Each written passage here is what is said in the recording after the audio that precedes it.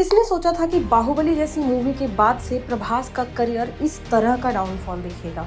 जिस तरह से उनकी लास्ट 2-3 रिलीजेस फ्लॉप हुई हैं, वो क्रिटिक्स तो क्या उनके फैंस को भी पसंद नहीं आई। प्रभास इंडियन सिनेमा में one of the highest paid pan India star है। इसके साथ ही साथ वो इकलौते ऐसे एक्टर रह चुके हैं जिनकी पिछले दशक में कई फिल्में पैन इंडिया रिलीज हुई और उनमें से तो कईयों ने 100 से 500 करोड़ का आंकड़ा भी पार किया। उसके लिए all credit goes to S S. Rajamouli, क्योंकि उनके बाहुबली फ्रेंचाइजी की वजह से ही प्रभास देखते देखते अनबीटन स्टार ऑफ इंडिया बन गए। लेकिन बाहुबली के बाद से उनकी सारी फिल्में फ्लॉप हो गई। हमने इस बारे में बहुत सोचा और आखिरकार कुछ रीजंस फाइंड आउट करने की कोशिश की कि आखिर ऐसा क्यों हो रहा है। बाहुबली से ही शुरुआत करते हैं। इस मूवी को बहुत अग्रेसिवली प्रमोट किया गया था और साथ में इसकी बहुत ज्यादा हाइप बनाई गई थी, लेकिन रिलीज के बाद मूवी ने हर तरह की हाइप को पूरी तरह से जस्टिफाई भी किया था। फिल्म फैंस को बहुत ज्यादा पसंद आई और बहुत एंटरटेन किया, चाहे वो स्टोरी के सेंस में हो या फिर स्टार्स या फिर एक्टिंग। और इसी वजह से फिल्म ने बॉक्स ऑफिस पर तो सारे रिकॉर्ड तोड़े ही,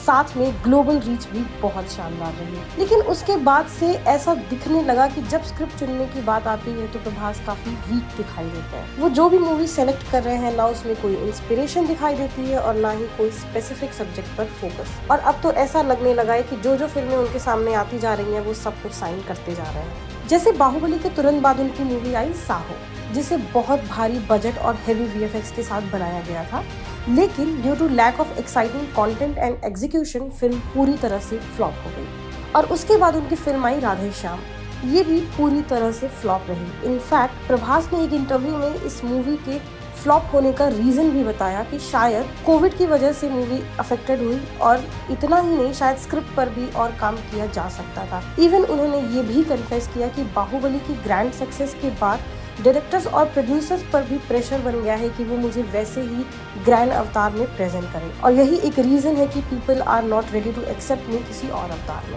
इसके बाद एक रीजन जो समझ आता है वो ये है कि he is choosing the wrong directors. Well, we all agree with the fact कि not all film makers are adept at creating content in every genre. In fact जो बहुत रिनोन भी होते हैं उनकी भी एक स्पेशलाइजेशन होती है। For example SS. राजामौली से बेहतर पीरियड और हिस्टोरिकल ड्रामा शायद ही कोई क्रिएट कर सकता है, लेकिन वहीं अगर आप उनको हॉरर या कॉमेडी डायरेक्ट करने को बोलो तो शायद वो उस लेवल का क्रिएशन नहीं कर पाएंगे। इसके बाद एक सबसे बड़ा रीजन आता है कि अब प्रभास कोई भी फिल्म करें या कोई भी काम करें, हर बार उनका कंपैरिजन होगा बाहुबली के साथ। अभी जैसे उनकी लेटेस्ट फिल्म आ रही है सलार, जिसका ट्रेलर आते ही ट्रोलिंग शुरू हो गई है कि film same to same KGF की तरह दिख रही है और प्रभास को अपनी फिल्म सिलेक्शन क्राइटेरिया पर काम करने की जरूरत है। आपका इस बारे में क्या ओपिनियन है, हमें कमेंट करके जरूर बताइए।